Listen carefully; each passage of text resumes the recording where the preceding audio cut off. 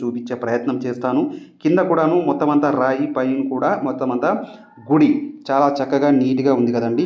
చాలా ఎంతో దేదీప్యమానంగా వెలుగొందుతుందని చెప్పుకోవాలి.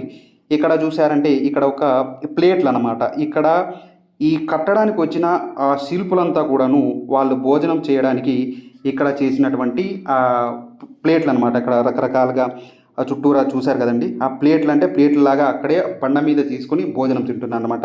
సో, బండ మీద కొన్ని మినరల్స్ వస్తాయని నమ్ముతారనమాట. ఆ బండ మీదే తింటారనమాట. సో, మన కాలంలో మామూలుగా అంటే 5, 6 అడుగులు ఎత్తు ఉంటాము. సాధారణ మనిషి యొక్క ఎత్తు ఆ కాలం నాటి వ్యక్తులైతే 8, 9 అడుగులు ఉంటారు. సో, అటువంటి భారీ కాయమున్న మనుషులు ఉంటారనమాట ఆ కాలంలో. సో, ఇక మొత్తం అంతా చుట్టూ తిరిగి చూపించడం జరిగిందండి. ఇది ఈ ఆలయం యొక్క ఆవరణం అన్నమాట. ఈ ఆలయం యొక్క ఆవరణం చాలా విశాలంగాను, చాలా పెద్దగాను ఉంది. ఆ